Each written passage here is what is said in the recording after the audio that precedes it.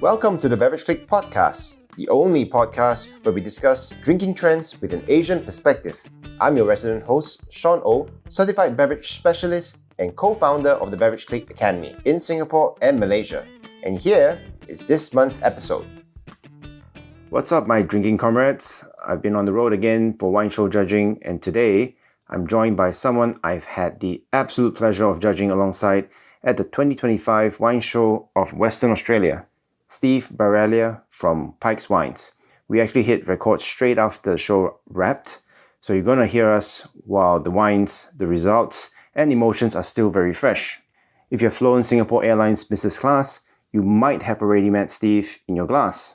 Pikes Riesling is one of the Australian Rieslings being poured on board at the time of this recording, which I think is a pretty cool connection. When I first met Steve, he came across as pretty unassuming and quiet, but once he opens up, he's a warm, funny chap and exactly the kind of person you want to talk to and drink Riesling with. He's probably one of the most experienced Riesling makers I know, and it was such a treat to dive into his winemaking philosophy and how he thinks about this grape. Alright, let's jump straight into the conversation with Steve Baraglia of Pikes Wines.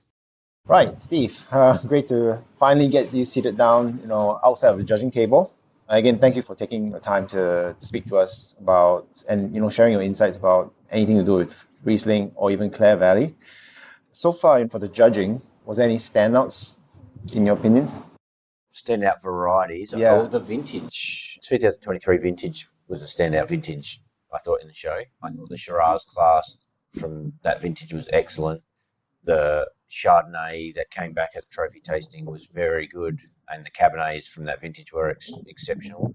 WA does some fantastic things. Their Rieslings are great. Their Chardonnay, Cabernet are worldwide renowned, and they're doing some interesting other little things too. So no, it was probably the 23 vintage was a standout for me. Yeah, I've learned quite a fair bit regarding vintages this trip. And why was 2023 so extraordinary?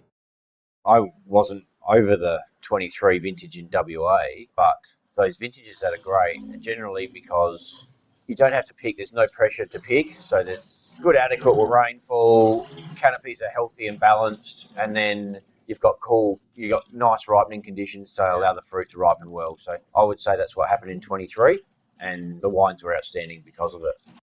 Because you're also serving as a judge as well as a winemaker, so how do you actually switch mentally from winemaker mode to judge mode? Every wine I taste, I evaluate. So what is happening? Where is the wine in its place at the moment? How is it evolving? What could be done better? What has been done really well? What I like about the wine? And the most important thing, how good is it to drink? That's true. Yeah, we have experienced quite a fair bit of good wines this trip. And I really appreciate it. Talking about Pikes and its origins and legacy, would you like to share a little bit more about Pikes?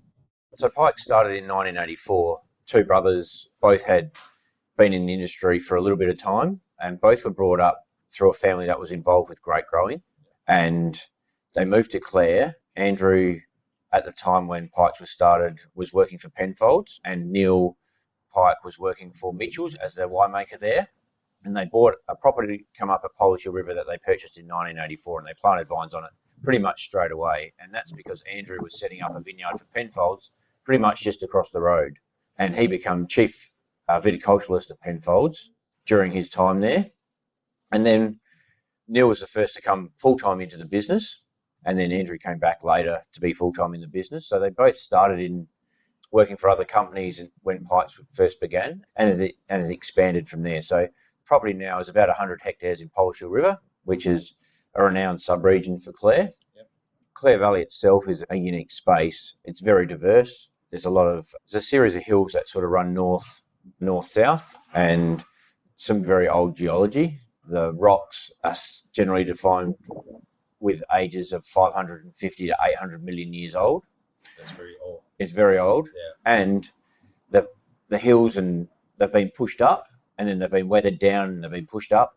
And at one stage, Clare was higher than Mount Everest. At one stage? At one stage in its lifetime. Oh, okay. Yeah.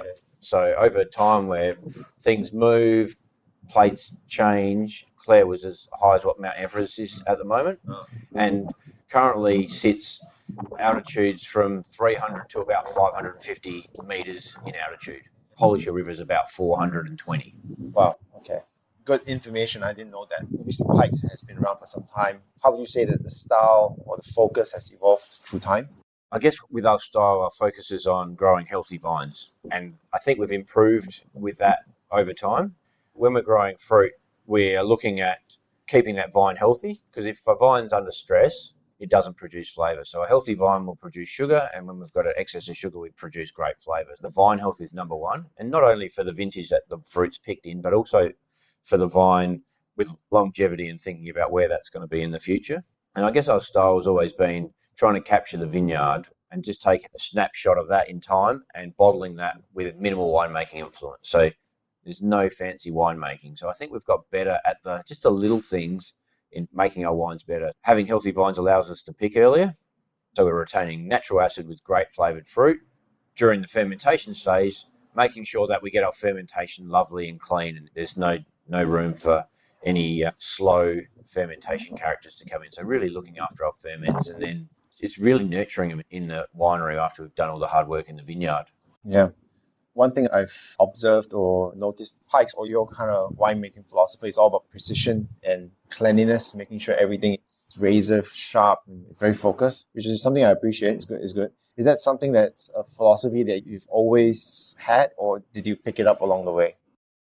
Clare Valley Riesling style over time probably hasn't changed a lot, and it's probably just been maybe refined a little bit. So acidity is always one of the great driving forces in Riesling, and Clare is lucky because we get a lot of our rainfall in winter. We have a Mediterranean climate, so we get a lot of our rainfall in winter, and we've got warm, dry summers, so we have low disease pressure, which allows us to be able to make dry Rieslings with not a lot of disease pressure, unlike other parts of the world where they make Riesling and they have a lot of rainfall in the growing season. At some stages, wines were a little bit bigger, and when I first started at Pikes, probably we picked at a riper Beaumay, and what that caused was lower acidities, which we might have added a little bit to compensate with that. But also, when the yeasts are fermenting through to dryness, that last stage where they're trying to get through the last few grams of sugar, sometimes they could become a little bit sluggish because it's pushing in an environment which isn't great. So the pushing up to alcohol levels of 12.5 or 12.8, it's harder for the yeast. So picking earlier has allowed us to finish with alcohols 11 to 12% alcohol, and generally the ferments have been a lot cleaner. Yeah, but with the whole thing about global warming, isn't it pushing your harvest times a little later? Or with global warming, we're seeing a couple of issues. It's compressing our vintages. So the vintage window where it might have used to be 8 or 10 weeks is now getting compressed into 5 or 6 weeks. So we've got an earlier bud burst because it's slightly warmer. Sometimes, not every year. This year, for instance, it's a bit later.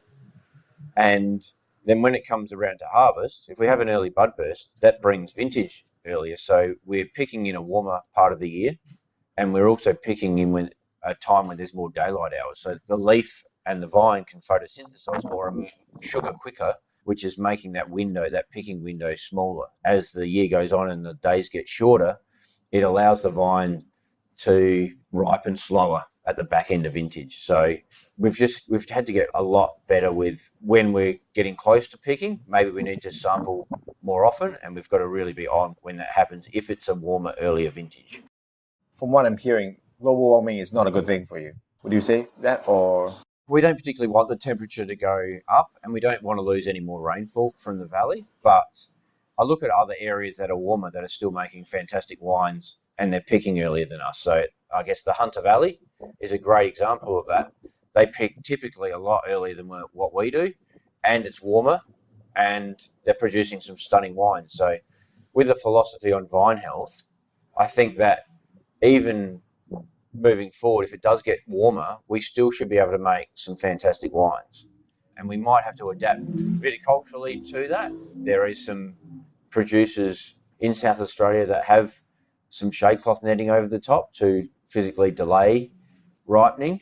It also adds in frost prevention and hail. Shade cloth, what's that? It's like a covering that they put over on a structure. Yeah. So then it reduces the amount of sunlight that's going into the vine. Yeah. You see a lot with apples and cherries, cherry orchards. They cover them. Yeah, I think I've seen it before.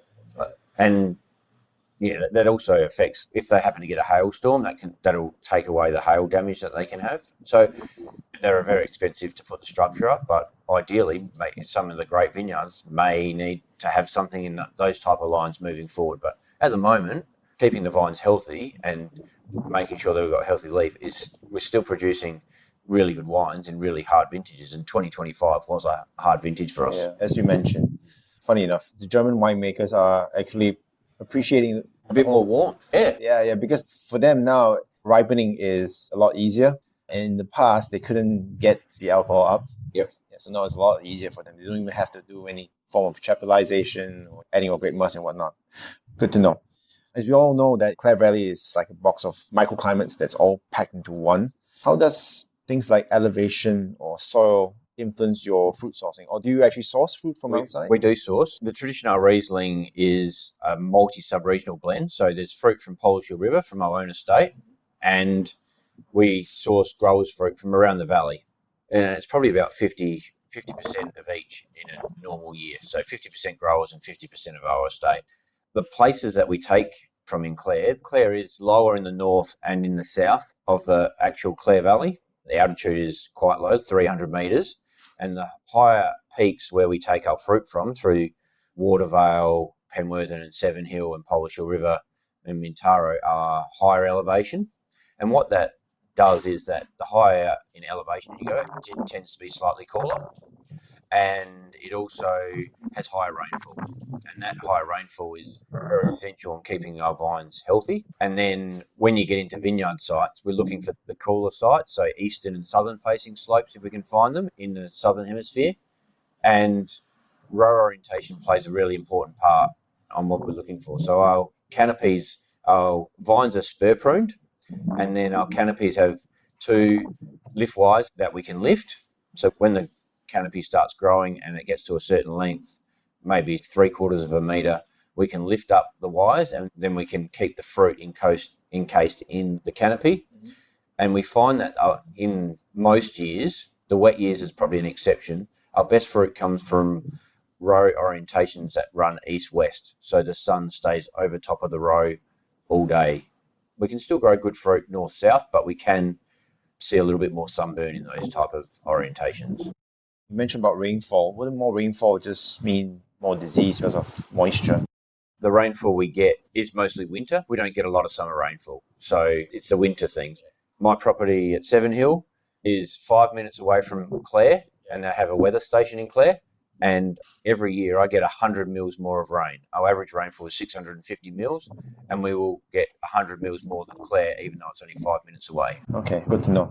Which also leads me to another question about farming practices. Like, do you practice sustainability or regenerative farming? We are part of the SWA course, Sustainable Vineyards in Australia, and regenerative agriculture is probably a better name for it. We want our vineyards to be around for the next generation and the generation after that. So pruning practices where we can continue to produce good fruit and have a long life of the vine is number one.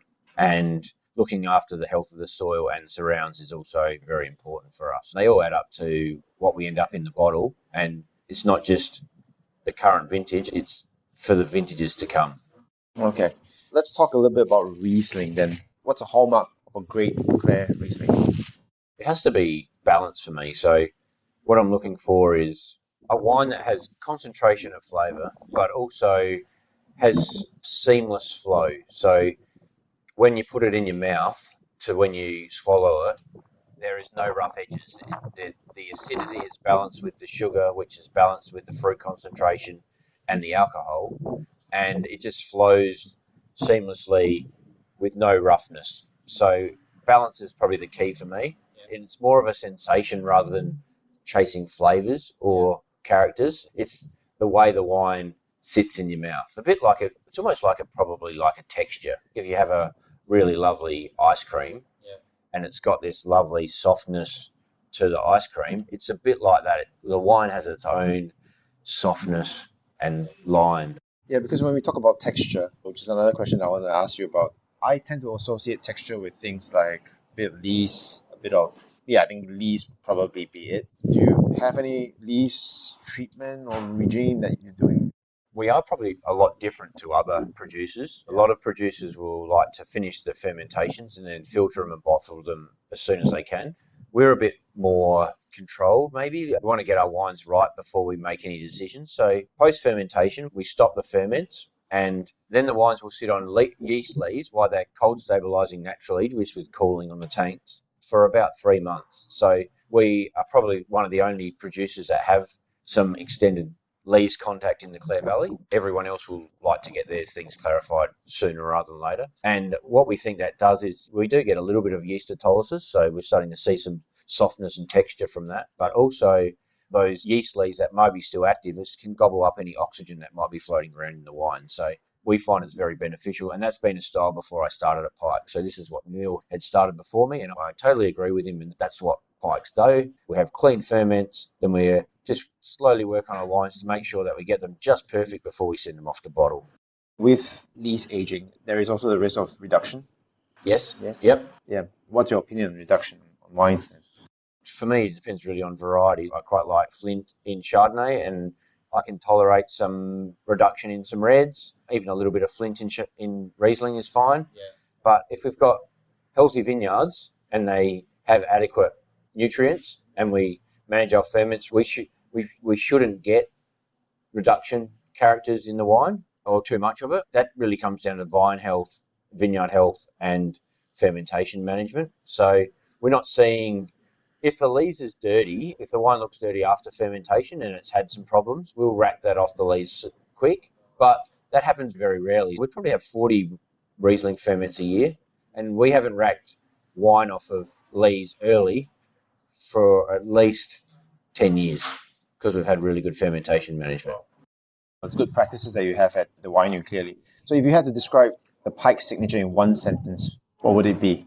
It's just purity of Riesling fruit. So we're just capturing the purity. Capturing purity. Yeah, that's a good thing for the listeners, especially the next time they fly on Singapore Airlines, especially if you happen to fly on business class. Yeah, be sure to try that Pikes Riesling on the list. To close the session, and because it's starting to rain, I'm going to just send some quick fire questions your way. And so just whatever comes to mind, just fire it out. Yep. Okay. So after a long day of judging, red or white? White. One vineyard you wish everyone could walk through. I think it has to be your own because then you can describe what you're actually seeing. Yeah. So in Pikes, for example. So Pikes would be our Merle vineyard. Which is this one? Our Merle vineyard. Merle vineyard. It's got one block, tends to go in the Merle every year. And so this is single vineyard. Single vineyard. Yeah. And it's just a perfect site. And then we can describe the soils from there because... And it tastes great, by the way. It's a 2014. Yeah, it's 2014. I know we're in the Great Southern, but yeah, this is a Clare Valley Riesling. And it still tastes great. Okay, good to know. What about the most underrated Clare Valley variety, aside from Riesling? Probably Cabernet. Cabernet is probably the best red variety in Clare, and in exceptionally good vintages produces the best wine. And Shiraz always gets talked about, but Cabernet Sauvignon is definitely probably the most underrated. Yeah, we don't talk much about Cabernets in Clare, actually. They're amazing. In really good years, they are really good wines. So you make cabs, I assume? Yep. So cabs, Shiraz, Rieslings, any other alternative varieties? We've got, on the white side, we do Fiano. It's been really big for us lately. Pinot Grigio. Would you try that Albarino that we had? Something like that? We actually do Albarino. Oh, okay. Yep, we already do Albarino. Cab Franc, Grenache, Vedra. Sangiovese is quite big. We've got quite a lot of plantings of Sangiovese for rosé and dry red. Yeah. Okay, good to know. One last question before we close. Your dream collaboration, alive or past? Well, it would have to be someone in Burgundy making Chardonnay. I would love to do a collab with someone that would... Anyone? Grand Cru producer. Someone like Kojuri. Oh, okay. Well, if they hear it, maybe they would send an invitation your way. I wouldn't have thought so. But that's what I'd love to do. All right. Steve, thanks for taking time. It's been a privilege chatting with you, especially judging with you through these few days. It's been an eye-opener. But here's to greater vintage and perhaps more Riesling poured at 35,000 feet. Yeah, thanks. Cheers. Thank you very much. All right, my drinking comrades. That brings us to the end of the episode with Steve Baraglia of Pikes Wines. I'd love to hear your thoughts after this chat. What do you think makes a good Riesling? Is it all about searing acidity, lime, and slate? Or do you prefer something a little more textural and generous? Or what are your thoughts and impressions of Australian wines these days? Good, bad, or pleasingly surprising? Have they changed over the years as you have tasted more? Come continue the conversation with me on Instagram at SoThirstyTraveller. That's so.thirsty.traveller. Drop me a DM or comment on the episode post and let me know what's in your glass and what you think about Riesling and Aussie wines. Until the next pour, my drinking comrades, drink curious, drink responsibly, and I'll catch you in the next episode. Cheers.